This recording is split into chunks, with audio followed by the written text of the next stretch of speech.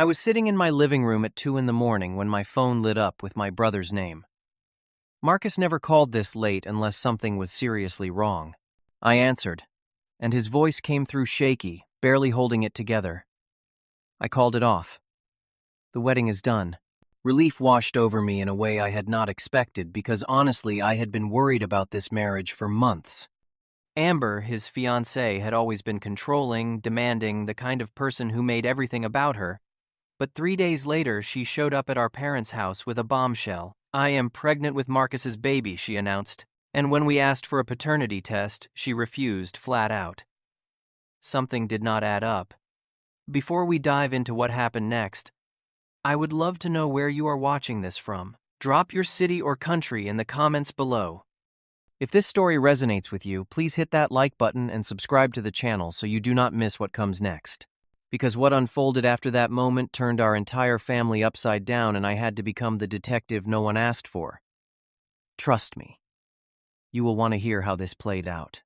Let me take you back to how this whole mess started. Marcus met Amber about 2 years ago at a charity event downtown. She worked in marketing, and from the outside she seemed perfect. Beautiful, charming, the kind of woman who knew how to work a room. She had this way of making you feel like you were the only person who mattered when she talked to you. At first, I thought she was great for my brother. She was attentive, always showed up when Marcus needed her, and seemed genuinely interested in his life. But around 6 months into their relationship, I started noticing things that did not sit right with me. Amber would check Marcus's phone constantly, scrolling through his messages like she was looking for evidence of some crime he had not committed. She did not like it when he spent time with his old friends from college. Every time Marcus made plans to grab a beer with the guys or come over to watch a football game at my place, Amber would create some kind of drama. She would call him crying about something trivial or suddenly need him for an emergency that turned out to be nothing.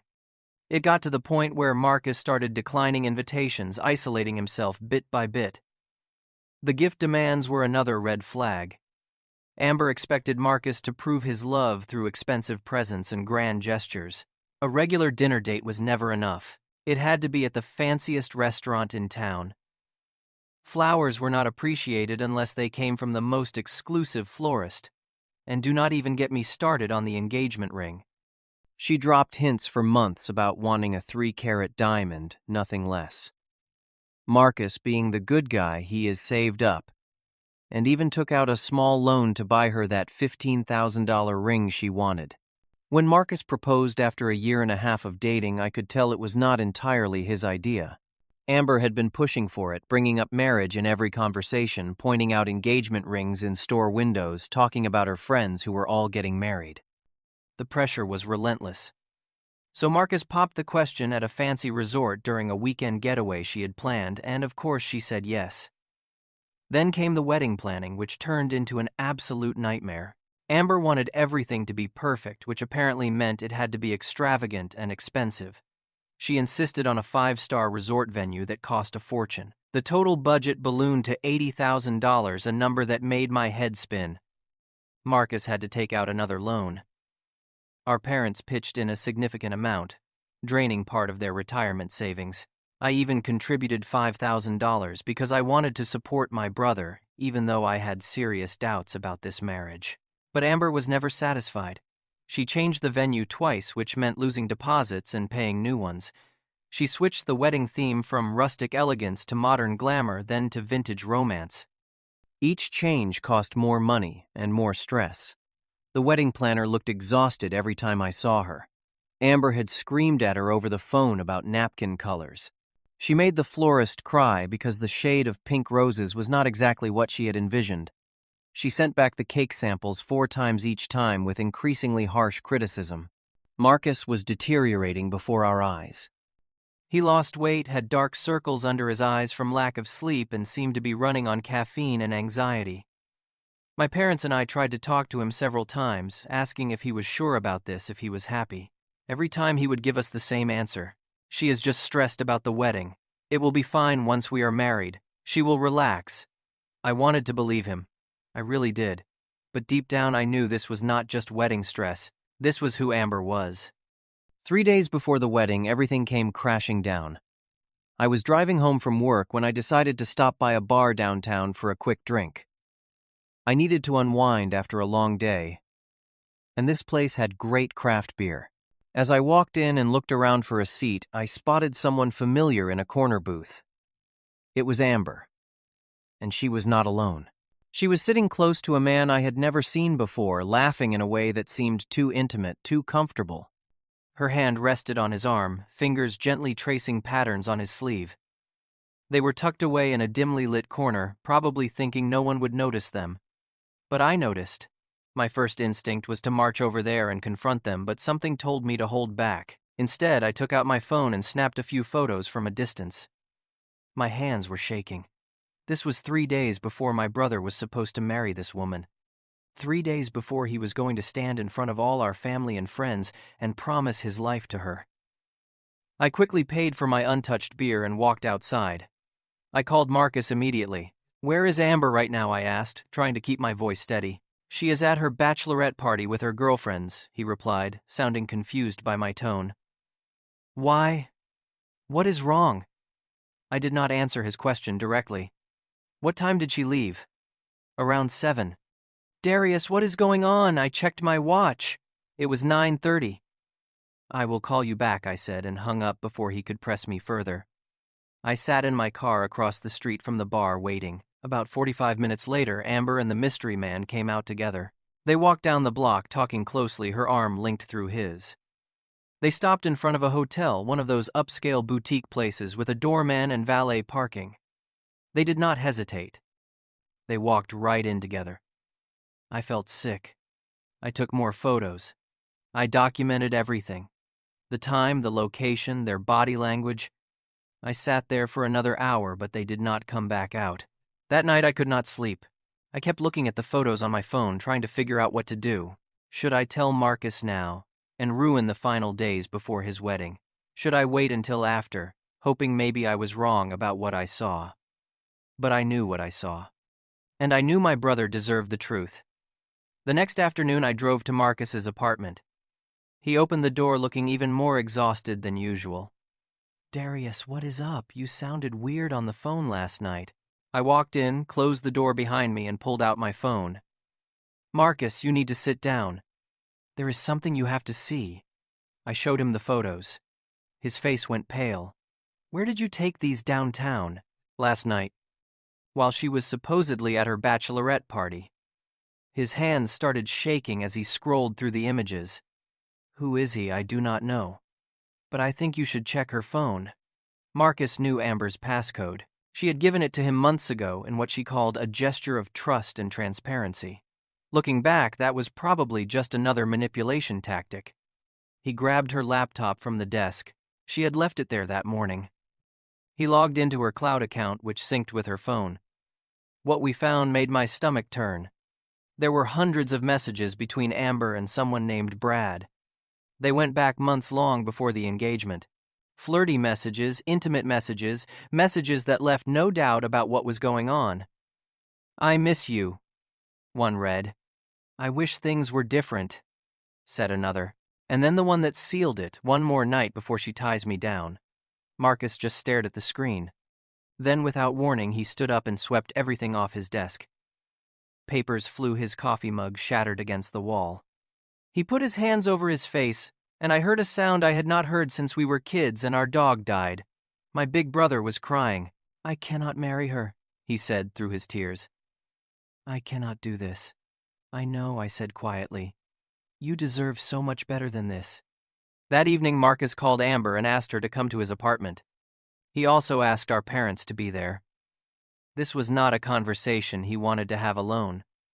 When Amber arrived, she looked confused by the gathering. "What is this?"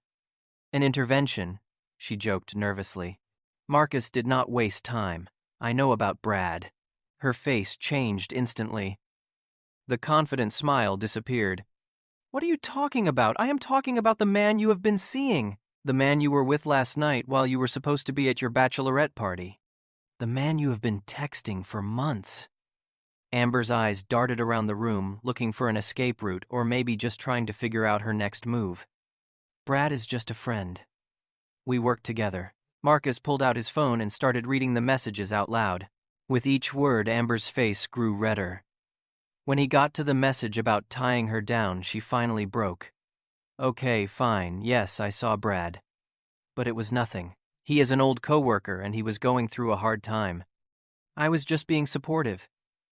You were being supportive in a hotel room. I could not help myself. She shot me a look of pure hatred. Then she switched tactics completely. The anger melted away, replaced by tears. I made a mistake. I am sorry. It was a moment of weakness.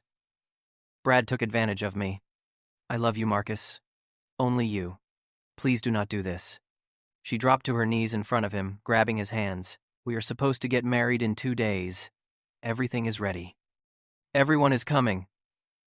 Please, we can work through this. Marcus pulled his hands away. I cannot trust you anymore. I will not marry someone who lies to me, who cheats on me, who manipulates me. The wedding is off. The transformation was instant and terrifying.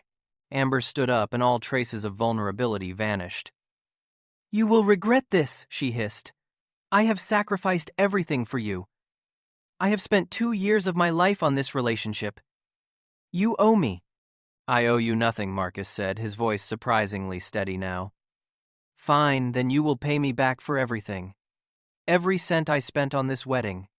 And I am keeping the ring. That ring was a gift, and gifts are not returnable. Our father, who had been quiet until now, stepped forward. Amber, I think you should leave. We will handle the financial aspects through proper channels if necessary. But right now, you need to go. She looked around the room at all of us, her face twisted with rage. You will all regret this. Especially you, she pointed at me. You could not stand to see your brother happy, could you?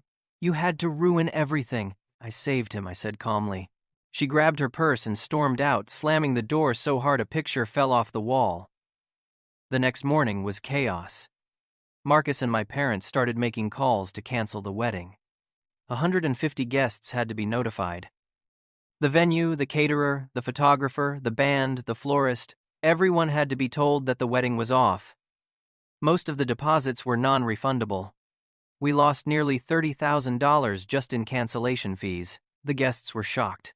Many called back asking what happened. We kept the explanation vague, just saying there were personal reasons and the relationship had ended. Some people were understanding, others were nosy and pushy, demanding to know more details. But the real damage came from social media.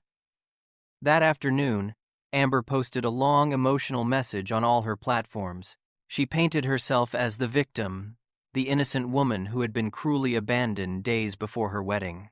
She wrote about giving Marcus the best years of her life, about being humiliated and heartbroken. She did not mention Brad. She did not mention the cheating. She just made Marcus look like a monster who got cold feet and destroyed her dreams. The post went viral among her friends and family.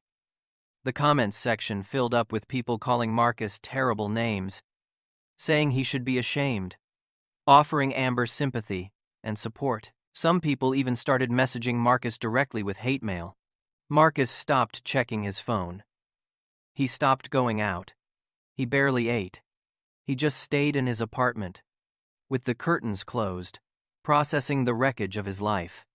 Our parents and I took turns staying with him, making sure he was okay, even though it was clear he was anything but okay. 3 days passed. We were all starting to breathe a little easier, thinking maybe the worst was over. Then on a quiet Sunday afternoon, the doorbell rang at our parents' house. My mother opened it to find Amber standing there with 2 people we had never met before. These are my parents, Amber announced. We need to talk to the whole family. My mother, ever polite even in awkward situations, let them in. She called my father Marcus and me into the living room. We all sat down, the tension thick enough to cut with a knife. Amber's mother spoke first. We understand there has been a misunderstanding between you all. But there is something important you need to know. Then Amber pulled out a plastic stick from her purse. A pregnancy test. 2 pink lines. I am pregnant, she said, her voice shaking. It is Marcus's baby. The room went completely silent. I watched my brother's face drain of all color. My mother gasped. My father's jaw clenched. How far along? Marcus finally asked. About 6 weeks, Amber replied. My mind immediately started calculating. 6 weeks ago would have been right around the time Marcus and Amber had their big fight and briefly separated for about a week. Marcus had stayed at my place during that time. They had reconciled after that, but I remembered Marcus saying they had a makeup dinner where he drank too much wine and things got fuzzy. Marcus, you need to do the right thing, Amber's father said firmly. You need to take responsibility for your child. My father, who practiced law for 35 years before retiring, leaned forward. Before we discuss anything, I think we should arrange for a paternity test. Just to be certain, Amber exploded. How dare you? Are you calling me a liar? After everything your son has put me through, now you are going to insult me like this. Her mother joined in. This is outrageous. Our daughter is not a liar. She is carrying your grandchild and you are treating her like a criminal. We are not treating anyone like anything, my father said calmly. We are simply suggesting a reasonable step to confirm paternity. It is a standard procedure. Amber stood up, tears streaming down her face. If you do not trust me, then fine. I will raise this baby on my own. But Marcus, you will be paying child support for the next 18 years. My lawyer will make sure of that. She and her parents left in a fury, the door slamming behind them once again. We all sat there in stunned silence. She is lying, I said finally. She has to be lying. Marcus looked at me with hollow eyes. What if she is not? What if it really is my baby? I could not shake the feeling that something was very wrong with Amber's story. The timeline felt off. The way she refused the paternity test so aggressively felt like overcompensation. And most importantly, there was Brad. If Amber had been seeing him for months, who was to say the baby was not his? I made a decision that night. I was going to find out the truth, whatever it took. The next morning, I called Gary, a private investigator who had done some work for my father years ago. I explained the situation and he agreed to help. Give me 2 weeks, he said. I will find out what is really going on. For the next 2 weeks, Gary followed Amber. He documented her daily routine, who she met with, where she went. And what he discovered was damning. Amber was still seeing Brad. They met up at least 4 times during those 2 weeks. They went to dinner at intimate restaurants. They saw a movie together. And yes, they went back to his apartment multiple times. Gary managed to photograph them kissing outside Brad's building. But the real breakthrough came when he followed Amber to a private women's health clinic. This was not her regular doctor. This was a specialized facility across town. Gary did something I am not proud of and probably was not entirely legal. He bribed one of the administrative staff at the clinic to access Amber's records. What he found changed everything. Amber had been coming to this clinic for 3 months, since before the wedding was even called off. And in her file, the name listed as the father was not Marcus, it was Brad Sullivan. Gary also discovered that Amber had purchased multiple pregnancy tests from different pharmacies over the past few weeks. He pulled her internet search history through some technical means I did not fully understand. Her recent searches included things like how to fake pregnancy test results, how long can you hide paternity, and can you refuse DNA test legally. The evidence was overwhelming. Amber was not just lying, she was running a calculated scheme. When Gary presented me with all this information, I felt a mix of emotions. Relief that Marcus was not the father, anger at Amber's manipulation, and determination to expose the truth in a way that she could not deny or escape. I spent the next few days planning carefully. I did not want to tip Amber off. I did not want her to have time to destroy evidence or come up with new lies. I needed to corner her with the truth in front of witnesses. So I called Amber and left a voicemail. I made my voice sound defeated, resigned. Amber, this is Darius. Marcus and my parents want to meet with you and your parents again. We have been talking and we want to discuss financial support for the baby. We think we can work something out. Can you come to our parents' house this Saturday at 2? She called back within an hour. Finally, some sense from your family. Yes, we will be there. Saturday came. My parents, Marcus and I were ready. I had my laptop set up, connected to the TV in the living room. All the evidence was organized in a presentation. Gary was on standby outside just in case we needed him as a backup witness. Amber arrived with her parents right on time. They walked in looking almost triumphant, probably thinking we had given up and accepted defeat. Amber even had a slight smile on her face. "Thank you for being reasonable," her father said as they sat down. "We knew you would come around." "Before we talk about money," I said, "standing up there is something everyone needs to see." I opened my laptop and pressed play. The TV screen lit up with the first photo. Amber and Brad outside the bar. Then another photo. Them walking arm in arm. Then a video clip Gary had taken of them kissing outside Brad's apartment building. Amber's face went white. "What is this? Where did you get these?" "There is more," I said calmly. I pulled up the timeline Gary had created, showing all the dates and times Amber had met with Brad over the past few months. Then I displayed the clinic records. "According to these medical records, you have been pregnant for 3 months, not 6 weeks. And the name on file as the father is Brad Sullivan, not Marcus." I looked directly at her. "You have been seeing Brad for months. You got pregnant with his baby. And when the wedding got called off, you panicked and decided to pin it on Marcus instead." Her parents turned to look at her, their faces full of confusion and dawning horror. "Amber, is this true?" her mother asked. Amber tried to bluster. "Those records are fake. You cannot use illegally obtained information. This is harassment," my father spoke up. "Illegal or not, we can subpoena your actual medical records through the court. We can subpoena Brad. We can subpoena your phone records. All of this will come out in a legal proceeding. Or you can tell the truth right now." Amber looked around the room like a trapped animal. Then she crumbled. The tears came, but this time they seemed real, born of desperation rather than manipulation. "I did not know what to do," she sobbed. "Brad did not want the baby. He told me to get rid of it. But I could not, and I thought Marcus would be a good father. Better than Brad. I thought if we were already married, it would not matter. The baby would have a good home, a good family. So your plan was to trap my son into raising another man's child." My mother's voice was cold, harder than I had ever heard it. I panicked when the wedding got called off. Amber continued through her tears. "I did not know what else to do. I thought maybe Marcus would feel guilty enough to take me back if I said I was pregnant." Her father stood up abruptly. "We are leaving. Amber, let us go. Now." Her mother looked devastated. Before they left, she turned to my parents. "I am so sorry. We had no idea. We thought we believed her." After they left, the 4 of us just sat there, processing what had just happened.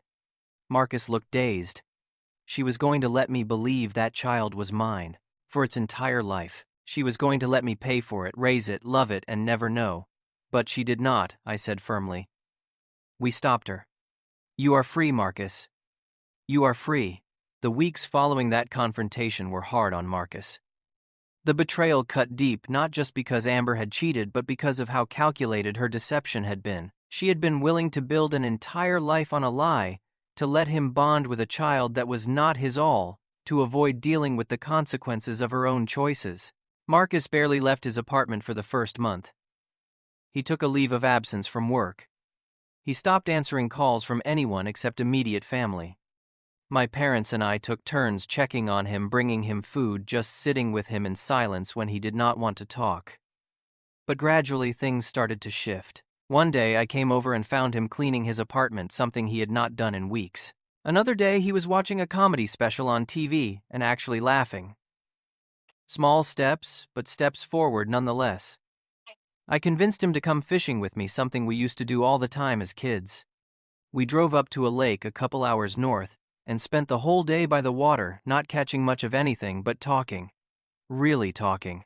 Marcus opened up about how controlled he had felt during the relationship, how he had lost himself trying to make Amber happy, how he had ignored all the red flags because he thought that was what commitment meant. "I was so afraid of being alone," he admitted. "I thought having someone, even someone who made me miserable, was better than having no one." "That is never true," I told him. "Being alone is 1,000 times better than being with the wrong person." He also reconnected with old friends, the ones Amber had systematically pushed out of his life. They welcomed him back without judgment, and slowly Marcus started to look more like himself again. The weight he had lost during the wedding planning stress started to come back. The dark circles under his eyes faded. He smiled more often. Our parents were incredible through all of this. They never once said "I told you so," even though they had their doubts about Amber from the beginning.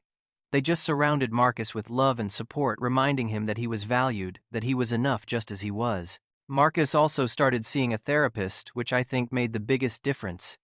He needed professional help to work through the trauma of emotional manipulation and betrayal. The therapist helped him recognize the patterns, understand why he had stayed so long, and build strategies to avoid falling into the same trap again. As for me, I learned some valuable lessons from this whole ordeal. I learned to trust my instincts. When something feels wrong, it usually is, and ignoring that feeling does not make it go away. I learned that sometimes protecting the people you love means doing difficult things, having hard conversations, standing up even when it is uncomfortable. I learned that truth has a way of surfacing eventually, no matter how many layers of lies are piled on top of it. I also learned not to let guilt be a motivator for major life decisions.